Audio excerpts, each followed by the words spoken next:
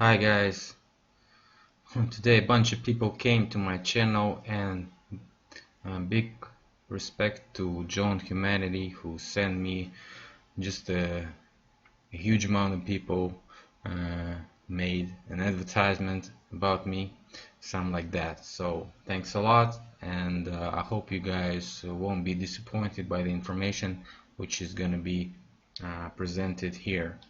So today we're gonna follow the logics of the previous two parts of mud flood puzzle, and we are gonna rewind a little bit about what I was trying to tell you in previous parts. So and one of the uh, most serious questions that I got was about um, why don't I tell anything about the Jewish mafia? And I was trying to answer about that. So Jewish mafia is mentioned here. It's also inside this player too, and it's also inside globalist mafia. So a whole bunch of communists also being Jewish. So Jewish is a nationality. It's not Jewish mafia is not a player because it's spread out all around the world, and it does have a connection to every player, and we gotta give them respect for that because they have a bunch of good people who actually protecting our society. Although they might be misinformed sometimes and they might have their own interests, they still some good people, and like every nation has each evil people, its evil people inside of it, and like every nation has uh, murderers and robbers and stuff like that, and killers and stuff like that. So uh, every nation has it. So we cannot blame any nation, any nationality for all the global bad, evil things. So we gotta give those guys who are more informed than we are, who are on top of this global power pyramid, and working in collaboration to protect us from the evil guys. And there are plenty of those people. Inside Masonry too, there are plenty of good people, and we gotta understand that. So if you not agree with that, so why not? It's your point of view, but my point of view is that everybody have to respect Jewish people, Russian people, American, British, and so on and so forth, and even Chinese and Vietnamese people gotta be respected.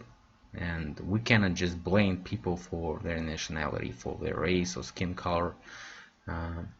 We gotta find out what are they actually doing. So today is the part number 3, and it's called bridge, because many questions were about bridge. Why bridge, and why we're talking about bridge as a game. So we gotta start with this explanation. And often people are afraid of new information, and they call it conspiracy theories and mystifying. And if we look through the history of 20th century, we can observe that all facts were part of someone's conspiracy, like World War I, World War II, and so on and so forth. Caribbean crisis was a conspiracy of communists and Cubans.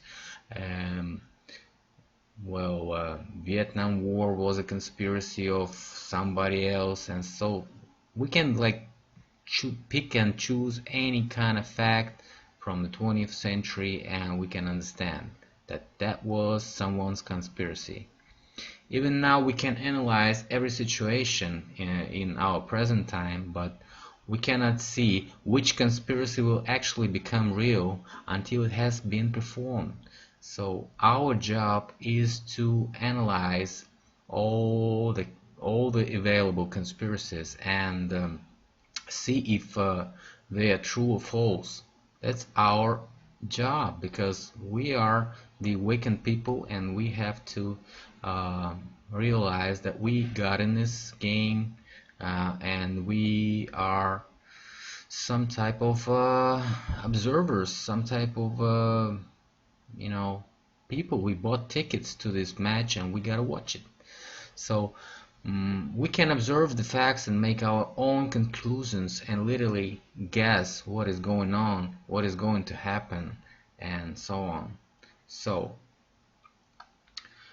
what about mysticism, mystifying, and stuff like that? So I think mysticism or mystifying is pretty materialistic. In fact, it's not a some, you know, spiritual category, something like that. And it's the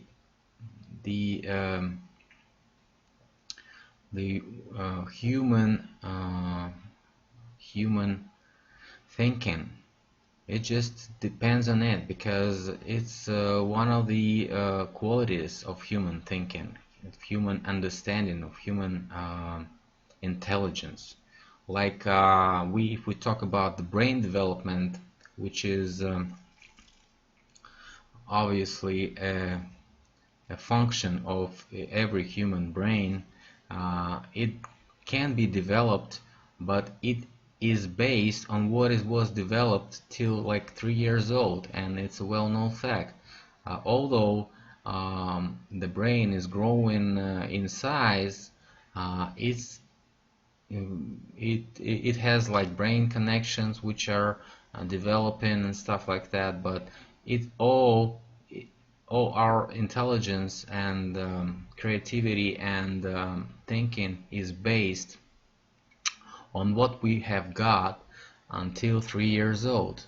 So if you haven't seen something, if you haven't touched something until 3 years old, it would be hard for you to understand what it is in like 40 or 50 years old. So it does develop. Even your brain connection can be developed and can be grown, but the base, the system of your brain is stopped when you are 3 years old. So, and that's the system language of your brain, and you cannot see everything new, everything that is strange to you. And if you haven't seen or haven't touched some object when you were a kid, when you see it, you are going to understand it and think about it as something that you have seen. Like if you haven't seen an iPad, if you like, okay, if you like live in an African tribe and you have like a volunteer guy who stepped to your village and trying to explain something, and he's like taking out his iPad and stuff like that, and you never seen it in this iPad. So what do you think about this iPad? It looks like a little glass, some type of tablet and some type of book, but you can like see your own reflection sometimes when it's shut off, when it's turned off, and you can see your reflection. So it looks like a little mirror, like, right?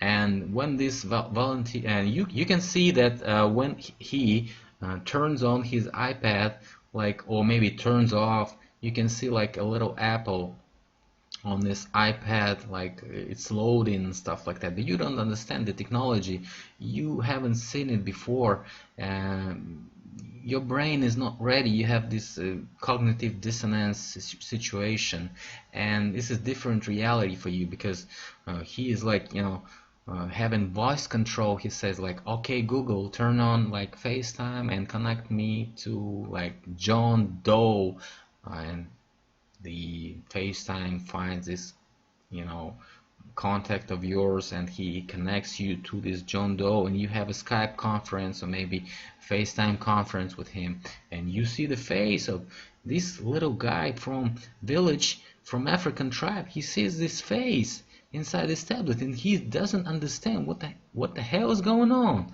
And just trying to explain somebody after this volunteer leaves, he says like mirror, mirror on the wall, who is like John Doe, and it shows you like this little apple, you know, around this reflection on the mirror, and it shows it.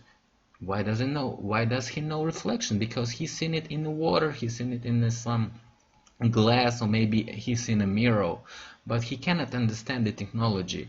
And when we trying to explain what is written in this fairy tale, we gotta understand. But those guys haven't seen the technology, haven't got developed their brain to understand the technology, understand the principles of how the technology works. And that's why they telling those fairy tales, those myths or stories and stuff like that. And those who are second or third in the chain of the story, they cannot understand it even more, and they are telling more BS than first or second guy, and so on and so forth. So this is cognitive dissonance. We're gonna talk about this a little bit later, maybe in next parts, but I've been trying to tell you this in my previous videos about dragons and stuff like that. So well, so cognitive dissonance is the situation when you are not developed, your brain is not developed in the past, and you're trying to understand something new, applying those old metrics that you got from your old experience that is not completely and it does not completely match what is really you're watching or observing. So you like, you know, shutting down your brain, and you have a reset or maybe reload and stuff like that, and you just, you know, shut down, and you're trying to mystify it for some reason. You know, like when you see a jet plane, you understand that it's something flying, and you cannot match anything with it. So you like, well, I heard something about dragons and they have like a fire out of a mouth or something like that, but maybe it's similar to this, so I might as well call it a dragon. So why not? So that's why what we can observe right now, and it's called the end of the capitalism. The capitalism is a global project of the Western civilization, which was promoted in 19th century, in the end of 18th and beginning of 19th century. So it was done to create this Western civilization, Western way of life, the capitalism, so on. And you name it, whatever you name it, the main purpose of capitalism, communism, or whatever is being described by me in my previous videos. You might as well watch it. So, and when you have this Chinese thinking, the guys from Chinese or China, whatever you call it, they have different thinking.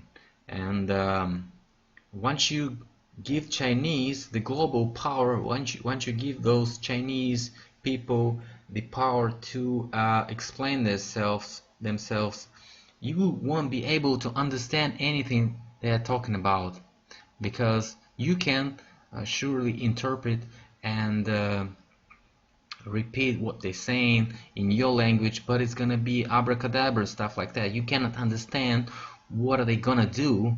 You can interpret them, but you don't understand what are they up to. You know, it's another cognitive dissonance situation, because we were split up, and we were split in different nations, just as I was telling you in my first or maybe first part about the United Nations. There was a slide that we are separated, and that's why it's more efficient to control when every nation is separated and has its own culture, tradition, which is not bad, of course, but that's another topic, of course, to discuss. But to control, it's more efficient when all the nations, all the cultures are separated and they don't understand what each and every one of them is up to. Okay, you need a language to promote your explanation. Oh, okay, we are now talking English. So I know English is okay, and I can explain what I was trying to tell you in my previous videos, and I can, answer your questions and stuff like that. But Chinese have another way of thinking, just as Russians do, just as Vietnamese, Jewish people, and so on and so forth. That's why they have those traditions like Chinese tradition, like maybe Indian tradition, Russian tradition, and it was shut down by all those religions and churches, which were made to shut down the tradition, because it's hard to control when your tradition is coming out and when you try to promote what your ancestors gave you. And but some of the tradition was not shut down, and that is actually one of the topics coming up. And so it's a system crisis, and if you have no language to explain what are you trying to say, nobody's gonna understand what the hell is going on and what the hell is coming up from your project, what are you trying to promote. And you won't be a global project unless your language is well known and understood by everybody. So languages are made to inform different groups and different global powers.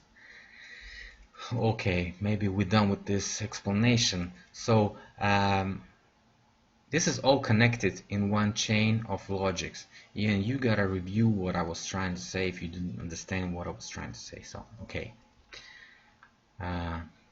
so Chinese as a new global power, and they knew they're gonna become a new global power soon, and they knew it in the end of 20th century, in maybe in the end of 80s. They understood they have to promote themselves as a global power. So they know and they knew that who was the global power leader, and the global power leader was always Britain. Britain and its allies, which are USA, Canada, Australia, the British world. Why? Because maybe you guys from USA will say we are tougher and stronger than Britain. Of course you are, but British have the tradition which you are now using, and you're speaking the language of British, and that's why you're talking about the things that are well understood in this tradition. And your tradition is similar to British tradition, and that's an obvious thing. So even though Chinese are not that smart maybe from the first sight, and you think that they're stupid, they are not stupid at all. They have one of the oldest traditions in this world. At least they think about it as one of the oldest traditions, and they knew they have to promote themselves, so those banksters and globalists actually think about them as a player, and could have been they could have been invited to this club of playing, and that's why they started to play bridge, because British leaders Thatcher, Churchill always liked to play bridge, and bridge is the language of the game. They could have explained themselves with this bridge language. If you cannot explain yourself with your own language, you have to take the unique some unique symbolism which is understood by everybody. And why bridge? So because bridge is a bridge, and it is a connection between the cultures. You know that there was one guy who was talking about global chess game and stuff like that, but in early 90s, and maybe even in millenniums and stuff like that, computer beat the world champion of chess in chess game. So poker, okay, there's a poker game which is pretty good, and it has this bluffing stuff, lying and stuff like that, you know. But poker was also played by computer, and it can be it it beat the champion of pokers and all those masters of pokers, and so, but the bridge cannot be beaten by computer. That's why Chinese picked the bridge, and that's why they started to uh, connect with all those global powers to be good in playing with all the rest of those players, and that's what really is coming up soon. The explanation about what is going to happen in a couple of decades, pretty much soon, and it's all going to be connected to the 19th century. The 19th century, the time when the last mud flood was actually occurring, and we all gonna be understanding how it is all connected in one logical chain. So thanks a lot for watching. I guess that's enough for part number 3. Ask your questions and write your comments, and I think we're gonna be making a new video pretty soon. So thanks a lot. Bye.